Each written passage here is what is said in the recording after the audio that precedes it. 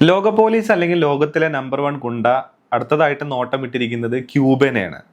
അടുത്തതായിട്ട് നോട്ടമിട്ടിരിക്കുന്നത് എന്ന് പറയാൻ പറ്റില്ലെങ്കിലും ഇവരുടെ ബാഡ് ലിസ്റ്റിലുള്ള വേറൊരു രാജ്യം എന്ന് പറയുന്നത് ക്യൂബയാണ്. ഇപ്പൊ വെനുസേലയുടെ പ്രസിഡന്റിനെ അടിച്ചുകൊണ്ട് പോയതിനു ശേഷം ഏറ്റവും കൂടുതൽ ആ റീജിയണിൽ സഫർ ചെയ്യുന്ന രാജ്യം എന്ന് പറയുന്നത് ക്യൂബയാണ്. അപ്പൊ നമുക്കറിയാം, വളരെ ലോങ് ടേം ആയിട്ട് ഒരു റൈവൽ സ്റ്റേറ്റ് ആയിട്ട് നിൽക്കുന്ന ഒരു സ്ഥലമാണ്, അല്ലെങ്കിൽ റൈവലറിയിൽ നിൽക്കുന്ന ഒരു സ്ഥലമാണ് ക്യൂബയും അമേരിക്ക എന്ന് പറയുന്നത്. ഫിഡൽ കാസ്ട്രോന്റെ നേതൃത്വത്തിലുള്ള വിപ്ലവം നടന്നതിന് ശേഷം ക്യൂബ ഒരു കമ്മ്യൂണിസ്റ്റ് രാജ്യമായതിനു ശേഷമാണ് ഈ പ്രശ്നങ്ങൾ തുടങ്ങുന്നത്. അമേരിക്കൻ ഇൻവെസ്റ്റ്മെന്റ് ഉണ്ടായിരുന്ന കമ്പനികളെ ഈ പറയുന്ന ഫിഡൽ കാസ്ട്രോ ദേശസാൽക്കരിച്ചു എന്നുള്ളതും, പിന്നെ അത് മാത്രമല്ല കോൾഡ് വാറിന്റെ സമയത്ത് ക്യൂബൻ മിസൈൽ പ്രതിസന്ധിയൊക്കെ ഇതിന്റെ കാരണമാണ്. അപ്പോൾ അമേരിക്കയുടെ മൂട്ടില് ഒരു അമേരിക്കയ്ക്ക് എതിരായിട്ട് നിൽക്കുന്ന ഈ പറയുന്ന കോൾഡ് വാറിന്റെ സമയത്ത് ക്യൂബൻ മിസൈൽ പ്രതിസന്ധി വരെ ഉണ്ടായ അത്തരത്തിലുള്ള സ്ഥലം നിലനിൽക്കുക എന്ന് പറയുന്നത് അമേരിക്കക്ക് ഒട്ടും അക്സെപ്റ്റബിൾ ആയിട്ടുള്ള ഒരു കാര്യമല്ല. അപ്പൊ അതുകൊണ്ട് തന്നെ ഇറാനെതിരെ എത്രത്തോളം എന്താ പറയാ സാങ്ഷൻസും അതേപോലെ തന്നെ ഉപരോധം നടത്തുന്നുണ്ടോ അതിന്റെ ഇരട്ടി സത്യത്തില് അമേരിക്ക ക്യൂബക്കെതിരെ നടത്തേണ്ടതാണ്. പക്ഷേ അമേരിക്കക്ക് ഈ പറയുന്ന സുരാജ് ഒരു സിനിമയിൽ ഡയലോഗ് പറയുന്നുണ്ടല്ലോ, അതായത് 4 ബംഗാളികൾ 4 കോരി മണ്ണ് വാരിയിട്ട് കഴിഞ്ഞ് കഴിഞ്ഞാൽ തീർക്കാവുന്നേ ഉള്ളൂ ഇതിന്റെ സ്ഥലം എന്നൊക്കെ പറഞ്ഞ പോലെ അമേരിക്കക്ക് ഇതേപോലെ തന്നെ കുറച്ച് മണ്ണ് വാരിയിട്ടാൽ തീരാവുന്ന സ്ഥലമേ ഉള്ളൂ സത്യത്തിൽ ക്യൂബ. പക്ഷെ അത് ചെയ്യുന്നില്ല. അതിന് വേറെ കുറച്ച് റീസൺസ് ഒക്കെ ഉണ്ടെങ്കിൽ കൂടെ. അപ്പോ ലോകത്തിലെ ഇന്ന് ഏറ്റവും കൂടുതൽ സഫർ ചെയ്യുന്ന എന്ന മീഡിയ അധികം ചർച്ച ചെയ്യാത്ത ഒരു സ്ഥലമാണ് സത്യത്തിൽ ക്യൂബ എന്ന് പറയുന്നത്. നമുക്കറിയാം, ക്യൂബയുടെ പ്രധാനപ്പെട്ട സോഴ്സ് എന്ന് പറയുന്നത് ഓയിലാണ്. ഇപ്പൊ ഈ ഓയിൽ കത്തിച്ചിട്ട് അതിൽ അവര് വൈദ്യുതി വരെ ഉണ്ടാക്കുന്നത്. അതല്ലാത്ത തരത്തിൽ വൈദ്യുതി നിർമ്മിക്കാനോ എന്നുള്ള കപ്പാസിറ്റിയോ അല്ലെങ്കിൽ അത്തരത്തിൽ സാമ്പത്തിക ശേഷിയുള്ള ഒരു രാജ്യമോ അല്ല സത്യത്തിൽ ക്യൂബ. ഇപ്പൊ വെനിസ്വേലയിൽ കിട്ടിക്കൊണ്ടിരുന്ന ഓയിൽ വെച്ചിട്ടാണ് ബേസിക്കലി ക്യൂബ നിലനിന്ന് പോയിരുന്നത്. ഇപ്പോഴത്തെ ക്യൂബയുടെ അവസ്ഥ എന്ന് പറയുന്നത് ഒരു ദിവസത്തിൽ 10ഉം 20ഉം തവണ പവർ കട്ടുള്ള, അല്ലെങ്കിൽ 24 മണിക്കൂർ അല്ലെങ്കിൽ 12 മണിക്കൂർ കറണ്ട് ഇല്ലാത്ത അവസ്ഥയിൽ പോയിക്കൊണ്ടിരിക്കുന്ന ഒരു രാജ്യമാണ് ക്യൂബ എന്ന് പറയുന്നത്. ഇതിന്റെ ഒരു എഫക്റ്റ് എന്ന് പറയുന്നത് എന്താണെന്നറിയോ? ഈ ഹോസ്പിറ്റലുകളിൽ വെന്റിലേറ്ററുകളിലുള്ള കുട്ടികൾ മരിച്ചുകൊണ്ടിരിക്കുകയാണെന്നുള്ളതാണ് ഇതിന്റെ ഒരു എഫക്റ്റ് എന്ന് പറയുന്നത്. അപ്പൊ ലോകഗുണ്ട അവിടുത്തെ കമ്മ്യൂണിസത്തിനെ ഒഴിവാക്കിയിട്ട് അവിടെ ജനാധിപത്യവും ഹ്യൂമാനിറ്റിയും കൊണ്ടുവരാൻ വേണ്ടിയിട്ടുള്ള ശ്രമത്തിനടക്ക് കൊല്ലപ്പെടുന്നത് ഇത്രയും കുട്ടികളാണെന്നുള്ളതാണ്. അതിനായിട്ട് അവർ പറയുന്ന വളരെ ബ്യൂട്ടിഫുൾ ആയിട്ടുള്ളൊരു വേർഡ് ഉണ്ട്, അതാണ് കൊളാറ്ററൽ ഡാമേജ് എന്ന് പറയുന്നത്. അതായത് അവിടെ ഹ്യൂമാനിറ്റി കൊണ്ടുവരാനും ഡെമോക്രസി കൊണ്ടുവരാനും വേണ്ടിയിട്ട് വേറെ കുറെ ആൾക്കാരെ വേറെ കുറെ ആൾക്കാരെ ഇടങ്ങാറാക്കുക എന്ന് പറഞ്ഞ പണിയാണ് സത്യത്തിൽ അമേരിക്ക ക്യൂബയിൽ ചെയ്തുകൊണ്ടിരിക്കുന്നത് എന്നുള്ളത് നമ്മൾ കാണണം. ഇപ്പൊ അവിടെ ആളുകൾ വിറക് വാങ്ങിക്കാൻ വേണ്ടിയിട്ട് നെട്ടോട്ടം ഓടിക്കൊണ്ടിരിക്കുക. കാരണം കറണ്ട് ഇല്ല, ഇലക്ട്രിസിറ്റി ഇല്ല.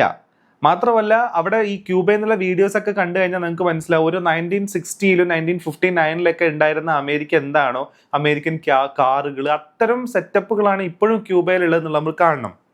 അപ്പോൾ അതിനിടക്കാണ് ക്യൂബ കീഴടങ്ങണം, ഇറാന് പിന്നാലെ അടുത്ത ലക്ഷ്യം ക്യൂബ എന്ന് ട്രംപ്, ഇങ്ങനെ ഒരു ന്യൂസ് വരുന്നത്. അപ്പൊ അതിന്റെ കുറച്ച് ഡീറ്റെയിൽ ആയിട്ടുള്ള ഒരു ന്യൂസ് നമുക്ക് വായിക്കാം. അമേരിക്ക ഇറാൻ സംഘർഷത്തിന് പിന്നാലെ US പ്രസിഡന്റ് ഡൊണാൾഡ് ട്രംപ് ക്യൂബയെ കുറിച്ച് നടത്തിയ പ്രസ്താവന അന്താരാഷ്ട്ര തലത്തിൽ വലിയ വിവാദത്തിനിടയാക്കി. ഇറാന് ശേഷം ക്യൂബയും അടുത്തായി വരും എന്ന രീതിയിൽ ട്രംപ് സൂചന നൽകിയതായി റിപ്പോർട്ടുകൾ പറയുന്നു. ട്രംപ് ഭരണകൂടം ഇതിനോടകം തന്നെ ക്യൂബയ്ക്കെതിരെ കടുത്ത സാമ്പത്തിക സമ്മർദ്ദം ശക്തമാക്കിയിട്ടുണ്ട്. ക്യൂബയുടെ ഊർജം, പ്രതിരോധം, സാമ്പത്തിക മേഖലകൾ ഉൾപ്പെടെ വിവിധ മേഖലകളെ ലക്ഷ്യമിട്ട് പുതിയ ഉപരോധങ്ങൾ പ്രഖ്യാപിച്ചിട്ടുണ്ടെന്നും ഇത് രാജ്യത്തെ കൂടുതൽ സമ്മർദ്ദത്തിലാക്കുമെന്നും റിപ്പോർട്ടുകൾ വ്യക്തമാക്കുന്നു. വ്യക്തമാണ്. അതേസമയം ഇറാൻ വിഷയത്തിൽ നടപടികൾ പൂർത്തിയാക്കിയ ശേഷം ക്യൂബയ്ക്കെതിരെ നേരിട്ടുള്ള നടപടി പോലും പരിഗണിക്കാമെന്ന തരത്തിലുള്ള പരാമർശങ്ങളും ട്രംപ് നടത്തിയതായി റിപ്പോർട്ടുകളുണ്ട്. ചില റിപ്പോർട്ടുകൾ പ്രകാരം അമേരിക്കൻ സൈനിക സാന്നിധ്യം ഉപയോഗിച്ച് ക്യൂബയെ കീഴടക്കാൻ വരെ ശ്രമിക്കാമെന്ന സൂചനയും ട്രംപ് നൽകിയിട്ടുണ്ട്. ഇതിന് ശക്തമായ പ്രതികരണമാണ് ക്യൂബയുടെ ഭാഗത്തു നിന്ന് ഉയർന്നത്. അമേരിക്കയുടെ പുതിയ നടപടികൾ ബലപ്രയോഗ നടപടികളാണെന്നും രാജ്യത്തിന്റെ സ്വാതന്ത്ര്യത്തിനെതിരായ നീക്കമാണെന്നും ക്യൂബൻ വിദേശകാര്യ മന്ത്രാലയം ആരോപിച്ചു. ഇറാനിലെ സംഘർഷത്തിന് പിന്നാലെ ക്യൂബയെ ലക്ഷ്യമിടുന്ന അമേരിക്കയുടെ നിലപാട് ലാറ്റിൻ അമേരിക്കയിലും ആഗോള രാഷ്ട്രീയത്തിലും പുതിയ ആശങ്കകൾ സൃഷ്ടിച്ചിട്ടുണ്ട്. അപ്പൊ ഇതിന് വേറൊരു കാരണം കൂടെ ഉണ്ട്.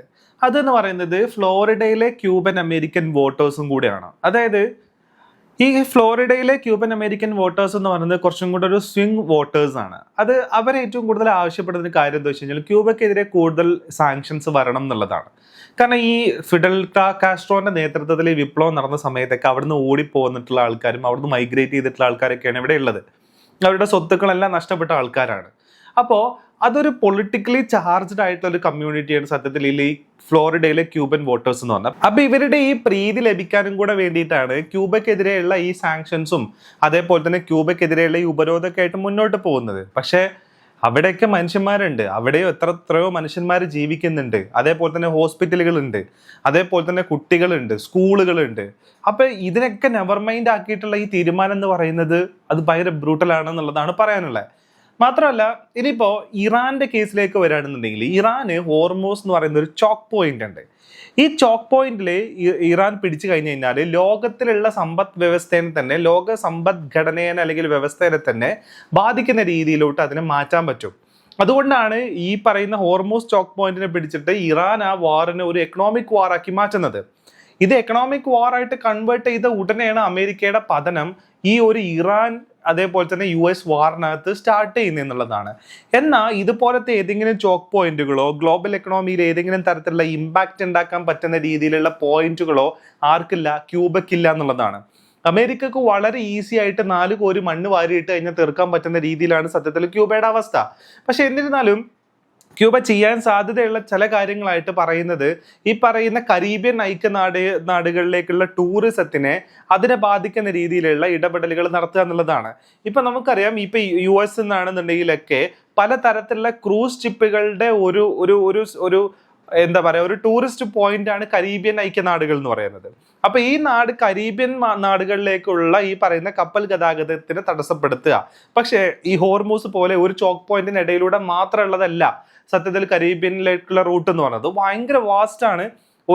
ഒരു സ്ഥലം ബ്ലോക്ക് ചെയ്ത് കഴിഞ്ഞാൽ അടുത്ത സ്ഥലത്തൂടെ പോവാവുന്നേ ഉള്ളൂ എന്നുള്ളതാണ്. അപ്പൊ ഈ കാണുന്ന ഈ തരത്തിലുള്ള കാര്യങ്ങൾ മാത്രമേ യഥാർത്ഥത്തിൽ ക്യൂബയുടെ മുന്നിലുള്ളൂ. പിന്നെ എന്ന് പറയുന്നത് സാമ്പത്തികമായിട്ടോ അല്ലെങ്കിൽ ഈ പറയുന്ന രീതിയിലുള്ള ഏതെങ്കിലും തരത്തിലുള്ള ഈ ഡിഫൻസ് അലയൊന്നും അല്ല ചൈന ആൻഡ് റഷ്യ എന്ന് പറയുന്നത്.